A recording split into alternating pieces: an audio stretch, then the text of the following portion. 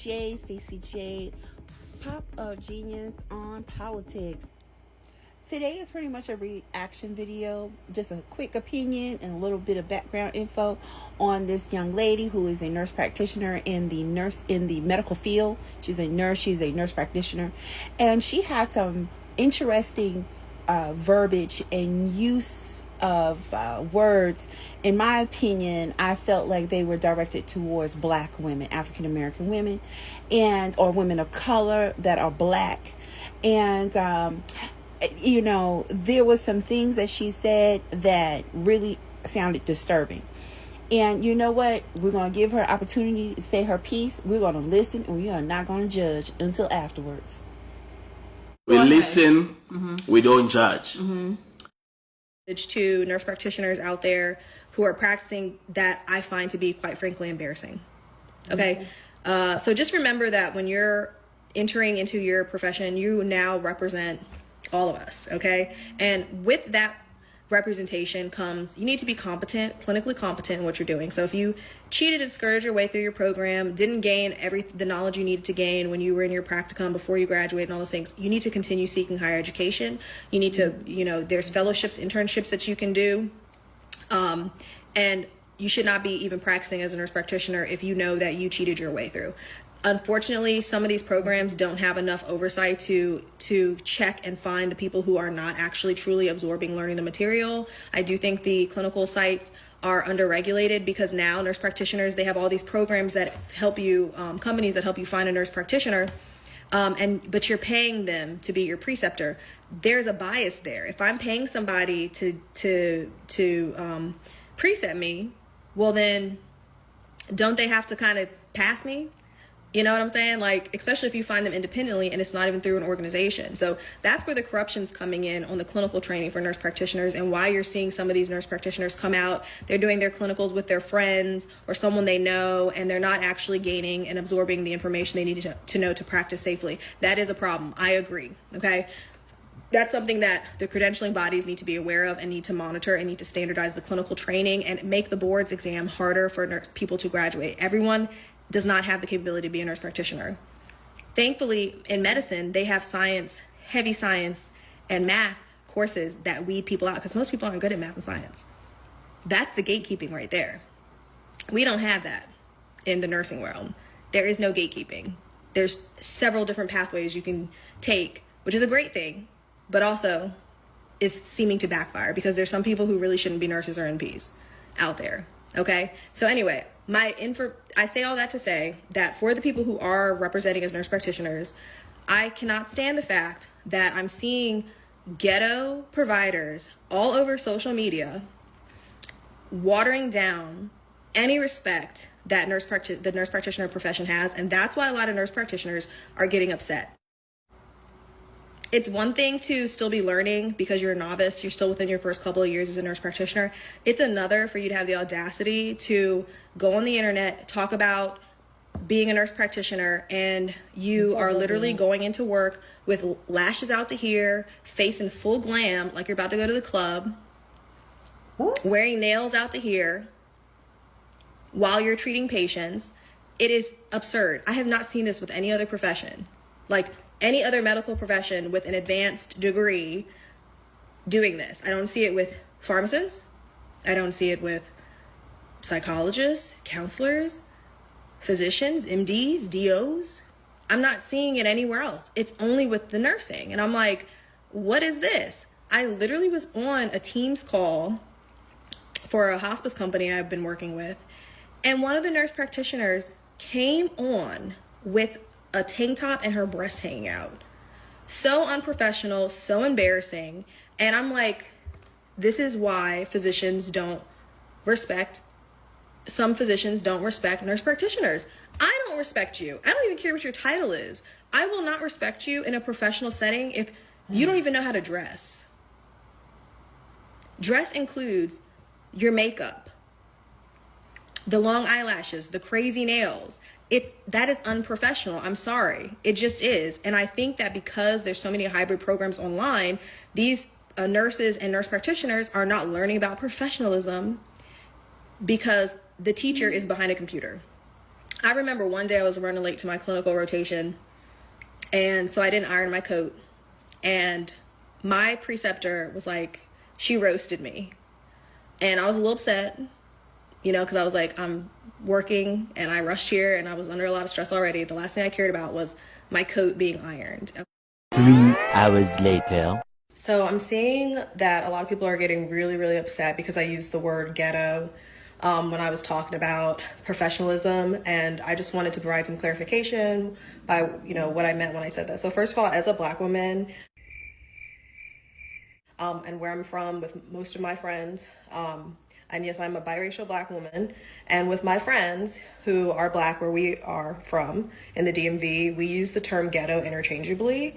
It's not attached to race. So we might say something is like if my car radio is not working, I'm like, this ghetto radio, like that's how we use the word. So when I was speaking in casual conversation on here on this platform, that's why I said it that way. It was not intended to be some type of slick way of targeting or talking about specifically other Black females. So my goal here is not to tear other people down, but my intention was to say I'm trying to protect our profession. And I think that all people, all women, you should look your best, absolutely. And I obviously can't tell people what to do. I'm just voicing an opinion here. And I love long nails. Yes, I do have on long nails, but I don't wear these to work. Like if I'm going to go see a patient, I would not have these nails on.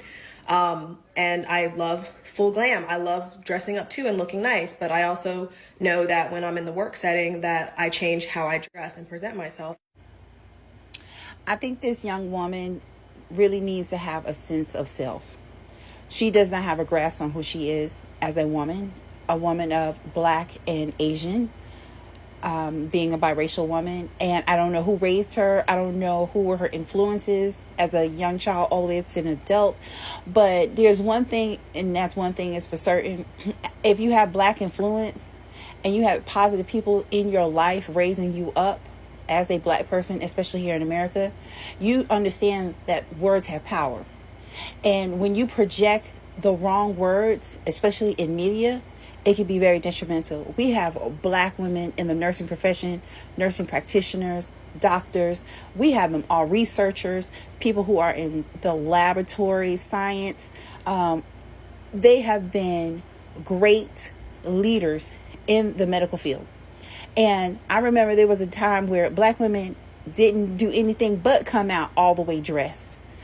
You know, she actually went on into her story saying that there was a teacher that had to get on her to iron her white jacket before she came to class. We had examples like Julia, Diane Carroll, who was an actress who portrayed a single Black mother who was working in the nursing profession. And her show lasted from the 60s to the 70s. And if you can take a look, she had her nails done. She had her lashes done. She had her hair done. She is what we would consider as being beat today. Okay, she was glam. She was a Black woman in glam in nursing, as was a lot of other Black American women in the nursing profession. So I don't know what this young lady is saying. She sounds like Marjorie Taylor Greene. When Marjorie Taylor Greene tried to go against Representative Jasmine Crockett and saying something like, oh, your lashes must be getting in your way. Also, one other thing I want to add before I end is that I saw the difference between her personality when she first made her video complaining about Black women and lashes and all of that.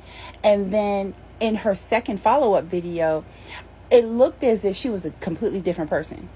I don't know if she has gotten to the habit of trying to pass. You know, when you are so concerned about someone that you look a lot like, a lot of times people do try to project their racism, their intra-racism, their self-hate onto the person that they may not like when they see themselves in the mirror. I don't know, maybe other people that's in her family don't look like her. And maybe she's picked up certain verbiage or racist connotations and dialogue throughout her life. I don't know what's going on, but I noticed that too. I hope she gets the help that she needs. And I hope she doesn't lose her job. You know, we all make mistakes. I understand she is a woman of color. In the follow-up video, she made that more clear. It still doesn't excuse what she said, but I hope that she gets the help that she needs so that she is able to keep her job. Now, it's going to be challenging because if you have that type of stereotype in your mind while you're caring for others, that could be dangerous. And also too, yes, I do agree with her with certain things in regards to like our nails, but as you saw her nails in both videos, now you can't tell me that she said that, oh, well, I would take my nails down if I was on my way to the hospital. Well, if I know anything with the medical profession, you could be called into the hospital at any time. So you mean to tell me that you're going to completely submerge your hands in acetone or nail remover and you just paid $125 for a full set? It's hard for me to believe. But however, that's her story. She's sticking to it. All I'm saying is this: let's do better. Let's do better, young lady. Let's do better and learn your history. Learn your history. Google is not the solution all the time. Go into some books. Actually submerge yourself into your own medical history, and especially for the people that you're more approximated to. It's going to be very important for you in your future and whatever road you take. But that's just my opinion. Thank you so much for listening. Please share, like, and subscribe. Be blessed. Disrespected person in America is the black woman. JCCJ, Pop of Genius on Politics. Thank you so much for tuning in.